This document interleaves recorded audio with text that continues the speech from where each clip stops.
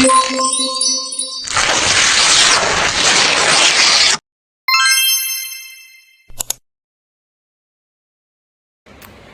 semuanya, selamat pagi. Alias itu ayo bro, apa kabar bro? Perkenalkan, nama saya Rahma Wijayanti, NIM 630302180. Saya dari Prodi Akuntansi Syariah kelas 3C. Saya akan menjelaskan terkait materi pengambilan keputusan investasi. Pengertian investasi. Investasi adalah penanaman modal untuk satu atau lebih aktiva yang memiliki dan biasanya berjangka waktu lama dengan harapan mendapatkan keuntungan di masa-masa yang akan datang. Jenis-jenis investasi. Tabungan memberi kontrol penuh pada nasabah untuk menyimpan uang di bank dan mengambilnya kapanpun diinginkan. Kedua, transaksinya sangat mudah, namun bunga tabungan yang ditawarkan relatif kecil. Deposito. Yang pertama, bunga yang ditawarkan cenderung lebih besar daripada tabungan konvensional. Kedua, nasabah tidak diperbolehkan mengambil uang dalam jangka waktu tertentu. Jika tetap dilakukan, nasabah akan dikenakan denda oleh bank. Saham. Yang pertama, nasabah berhak atas kepemilikan suatu badan usaha. Dana yang disetorkan nasabah akan dijadikan modal untuk badan usaha tersebut.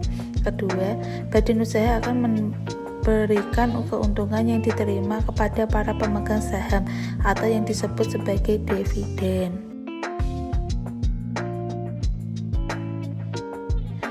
Obligasi. Yang pertama, surat tanda bukti hutang. Kedua, nasabah memberikan hutang kepada pemerintah atau perusahaan tertentu.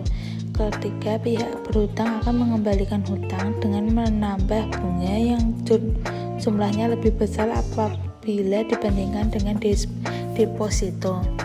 Reksadana. Yang pertama, penghimpunan dana secara kolektif. Kedua, dana yang terkumpul dikelola oleh manajer investasi atau MI untuk kemudian diinvestasikan ke berbagai instrumen. Ketiga, keuntungan akan dibagi rata pada para investor. Cocok bagi nasabah yang masih pemula dalam dunia investasi. Metode penilaian investasi. Yang pertama, payback period atau PB. Payback period adalah metode penilaian investasi yang sederhana.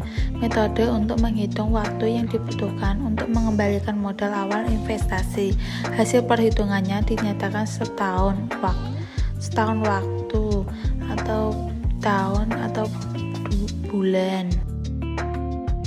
Bila kondisi menyatakan kas bersih setiap tahun memiliki nilai yang sama, maka dapat dihitung menggunakan rumus PP sama dengan investasi dibagi kas bersih atau tahun dikali 12 bulan.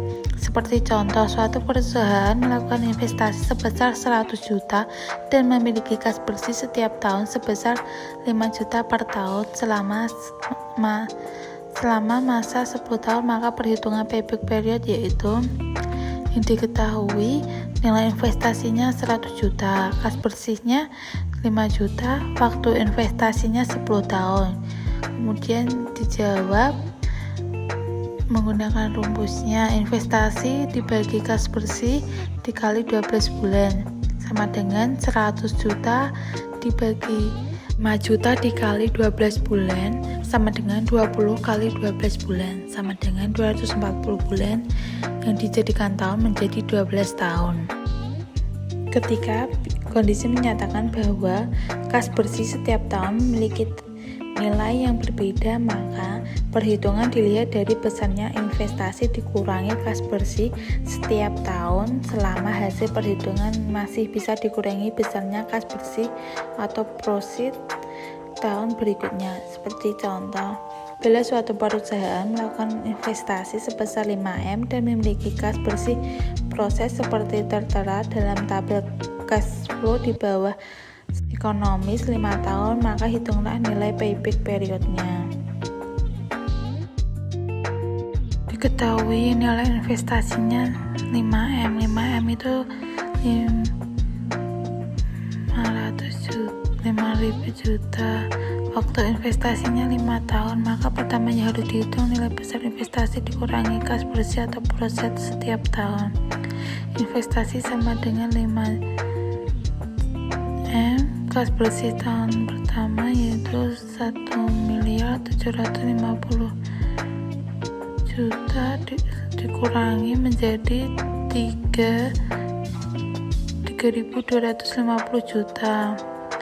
Terus gas bersih tahun keduanya 3.250 juta dikurangi 1.900, hasilnya 1.350 juta. PP sama dengan sisa perhitungan dibagi gas bersih per tahun kali 12 bulan sama dengan 1.350 juta dibagi 2.050 juta dikali 12 bulan sama dengan 0,659 dikali 12 bulan sama dengan 7,9 bulan yang dibulatkan menjadi 8 bulan. Maka payback period perusahaan tersebut ada 2 tahun 8 bulan. Yang kedua, net present value atau NPV. NPV adalah selisih antara nilai sekarang dari arus kas yang masuk dengan nilai sekarang dari arus kas yang keluar pada periode waktu tertentu. Rumus NPV. NPV sama dengan kas bersih tahun pertama dibagi 1 plus R pangkat 1 ditambah kas bersih tahun kedua dibagi 1 plus R atau nilai tingkat bunga pengembalian pangkat 2 dan seterusnya, nanti dikurangi nilai investasi. Mencari present value atau PV atau kas bersih, rumusnya EV 1 dibagi 1 plus diskon atau bunga pangkat N. Contoh, terdapat kas bersih per tahun yaitu 200 juta dan 100 juta dengan diskon faktor sudah ditentukan sebesar 20%, maka present value kas bersih menjadi PV tahun pertama sama dengan EV tahun pertama dikali 1 per 1 plus diskon pangkat N ya, sama dengan 200 juta dikali 1 per 1 plus 0,2 pangkat 1 sama dengan 200 juta kali 1 per 1,2 pangkat 1 sama dengan 200 juta dikali 0,833 sama dengan 166.600.000. PV tahun kedua sama dengan EV tahun kedua dikali 1 per 1 plus diskon pangkat N sama dengan 100 juta dikali 1 per 1,02 pangkat 2 sama dengan 100 juta kali 1 per 1,2 pangkat 2 sama dengan 100 juta dikali 0,694 sama dengan 6.940.000. Contoh pertama, ketika kondisi kas sama setiap tahun. Bila suatu perusahaan melakukan investasi sebesar 3M dan memiliki kas bersih setiap tahun sebesar 1,5M per tahun selama masa 3 tahun dengan tingkat bunga pengembalian sebesar 20%, maka perhitungan NPV yaitu penyelesaiannya nilai investasinya 3M, kas bersihnya 1,5M per tahun, waktu investasi 3 tahun, bunganya 20%, ketika didesimalkan 0,2. NPV sama dengan kas bersih tahun pertama dibagi 1 plus R pangkat 1 ditambah kas bersih tahun kedua dibagi 1 plus R pangkat 2 terus ditambah kas bersih tahun ketiga dibagi 1 plus R ke pangkat 3 dikurangi investasi sama dengan 1,5M dibagi 1 plus 0,2 pangkat 1 ditambah 1,5 M dibagi 1 plus 0, pangkat 2 pangkat 0,2 pangkat 2 tambah 1,5 M dibagi 1 plus 0,2 pangkat 3 dikurangi 3M sama dengan 1,5 M dibagi 1,2 ditambah 1,5 M dibagi 1,44 ditambah 1,5 M dibagi 1,728 dikurangi 3M sama dengan 3.159.722.000 dikurangi 3 miliar sama dengan 159.722.000. Contoh yang kedua, ketika kondisi kas berbeda setiap tahun. Bila suatu perusahaan memiliki investasi sebesar 3M dan memiliki kas bersih sebesar 1,5 M, 1,65 M, dan 1,8 selama masa 3 tahun dengan tingkat bunga pengembalian sebesar 20%, maka perhitungan NPV yaitu penyelesaiannya nilai investasinya 3M, kas bersih tahun pertama 1,5 M, kas bersih tahun kedua 1,65 M, kas bersih tahun ketiga 1,8 M. Waktu investasi 3 tahun, bunganya 20%, dijadikan desimal 0,2, NPV-nya kas bersih tahun pertama dibagi 1 R pangkat 1 plus kas bersih tahun kedua dibagi 1 plus R pangkat 2 ditambah kas bersih tahun ketiga dibagi 1 plus R pangkat 3 dikurangi investasi sama dengan 1,5 M dibagi 1 plus 0,2 pangkat 1 ditambah 1,65 M dibagi 1 plus 0,2 pangkat 2 ditambah 1,8 M dibagi 1 plus 0,2 pangkat 3 dikurangi 3M sama dengan 1,5 M dibagi 1,2 ditambah 1,65 M dibagi 1,44 ditambah 1,8 M dibagi 1,728 dikurangi 3M sama dengan 3.437.500.000 rupiah dikurangi 3M sama dengan 437.500.000. Yang ketiga, internal rate of return atau IRR. Internal rate of return adalah indikator tingkat efisiensi dari sebuah investasi. IRR juga dikenal sebagai metode untuk menghitung tingkat bunga suatu investasi dan menyamakannya dengan nilai investasi saat ini berdasarkan perhitungan kas bersih di masa mendatang. Bila suatu perusahaan melakukan investasi sebesar 5M dan memiliki riwayat keuangan seperti dalam tabel cash flow di bawah selama masa 5 tahun yang dengan tingkat bunga pengembalian sebesar 20%, maka nilai IRR yaitu nilai investasinya 5M, waktu investasinya 5 tahun, tingkat bunganya 20%. Mencari rata-rata nilai kas bersih 1,75M ditambah 1,90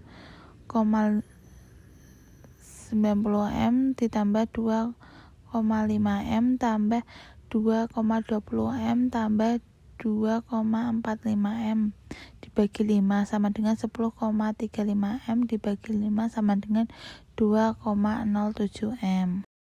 Contoh IRR diasumsikan dengan diskon sebesar 30%, maka kita buatkan tabel PV dari cash flow di atas dengan menghitung nilai diskon faktor dan present value atau PV setiap tahun terlebih dahulu. Tahun pertama 1/1 dibagi 1 plus 0,30 pangkat 1 sama dengan 1/1,30 pangkat 1 sama dengan 1 dibagi 1,3 sama dengan 0,769.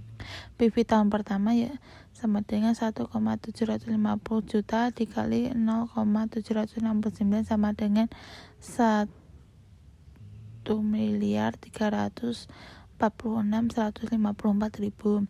Tahun kedua 1 dibagi 1 plus 0,30 pangkat 2 sama dengan 1 dibagi 1,30 pangkat 2 sama dengan 1/1,69 sama dengan 0,599 PV tahun kedua 1.900 juta dikali 0,592 sama dengan 1.124.160.000 rupiah. Tahun ketiga 1/1 plus 0,30 pangkat 3 sama dengan 1/1,30 pangkat 3 sama dengan 1/2,197 sama dengan 0,455.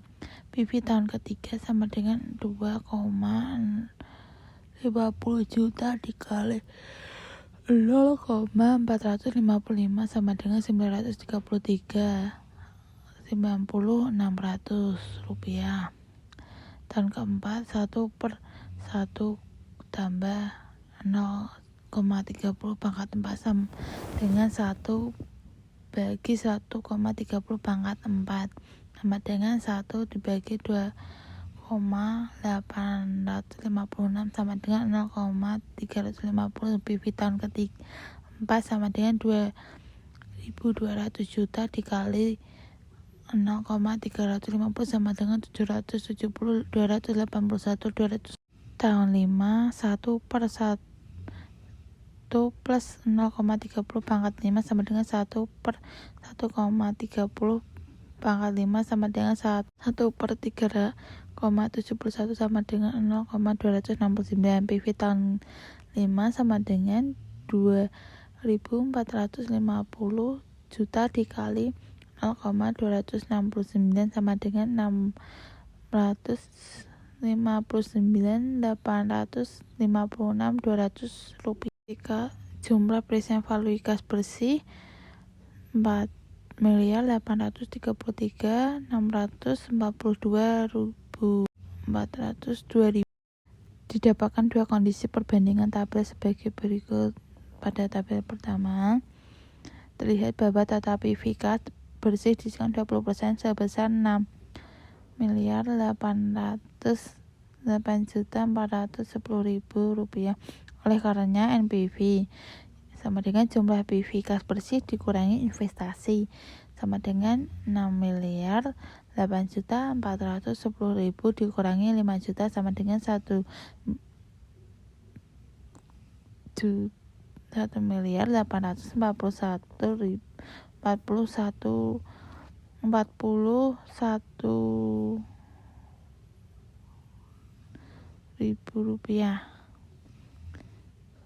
Dari yang kedua, dari tabel kedua terlihat bahwa total PV kas bersih diskon 30% sebesar 4.833.642.000. Oleh karena NPV sama dengan 433.642.000 dikurangi 5 miliar sama dengan minus 166.358.000 rupiah. Bila kedua tabel dengan diskon faktor berbeda digabungkan akan terlihat seperti tabel berikut. Lihat sendiri ya. IRR sama dengan I1 plus NPV 1 dibagi NPV 1 dikurangi NPV 2 dikali I2 kurangi I1 sama dengan 20% ditambah 1.841.110.000 dibagi 1.8.410.000 dikurangi minus 166.358.000 dikali 30% dikurangi 20% sama dengan 20% ditambah 0,58 dikali 10% dengan 20% ditambah 8,58% sama dengan 28,58% ketika dibulatkan menjadi 28,6%. Dan kekurangan dari tiap metode penilaian investasi. Yang pertama, kelebihan dari payback period atau PP. Yang pertama, mudah dihitung, tidak memerlukan data yang banyak. Kedua, berdasarkan pada cash basis atau bukan accrual basis. Ketiga, cukup akurat untuk mengukur nilai investasi yang diperbandingkan untuk beberapa kasus dan bagi membuat keputusan. Keempat, dapat digunakan untuk melihat hasil-hasil yang dapat diperbandingkan dan mengabaikan alternatif investasi yang buruk atau tidak menguntungkan. Kelima, menekankan pada alternatif investasi yang dimiliki periode pengembalian lebih cepat. Kedua, kelebihan net present value atau NPV. Yang pertama, memperhitungkan tingkat bunga yang sebenarnya. Kedua, mudah diterapkan karena tidak menggunakan pendekatan trial dan error. Ketiga, mudah menyesuaikan dengan risiko yang itu dengan menggunakan tingkat bunga yang berbeda untuk tahun berikutnya. Kelebihan internal rate of return atau IRR. Pertama, menghindari pemilihan rate of return minimum yang diinginkan. Kedua, memperoleh rate of return yang sebenarnya. Ketiga, berdasarkan preferensi rate of return yang sebenarnya bukan sekedar selisih NPV. Keempat, tidak memiliki beban untuk menginvestasikan kembali seperti yang digambarkan pada metode NPV. Kelemahan payback period atau PB. Yang pertama, tidak mampu memberikan informasi tentang tingkat profitabilitas investasi. Kedua, tidak memperhitungkan nilai waktu uang. Ketiga, sulit membuat kesimpulan jika terdapat dua peluang investasi atau lebih yang memiliki umur ekonomis yang tidak sama. Keempat, tidak memperhitungkan pengembalian investasi setelah melewati waktu payback period. Kelemahan net present value atau NPV. Yang pertama, sulitnya menentukan rate minimum yang diinginkan. Kedua, tidak menunjukkan rate of return sebenarnya. Ketiga, adanya asumsi bahwa semua aliran kas masuk bersih segera dapat diinventariskan kembali pada rate yang dipilih. Kelemahan internal rate of return atau IRR. Yang pertama, lebih rumit, terutama jika aliran kas beralih tidak sama untuk setiap periode. Kedua, harus menggunakan analisis sensitivitas. Semoga harapannya apa yang telah saya sampaikan bisa menjadi manfaat untuk kedepannya, karena dirasa kita sudah cukup, maka saya akan menutup presentasi. Jika ada kurangnya saya minta maaf, dan jika ada lebihnya tidak usah dikembalikan, karena saya orangnya ikhlas. Anak kecil ketawa cekikikan karena dia menonton Ninja Hattori. Terima kasih saya haturkan sudah sabar menyimak materi.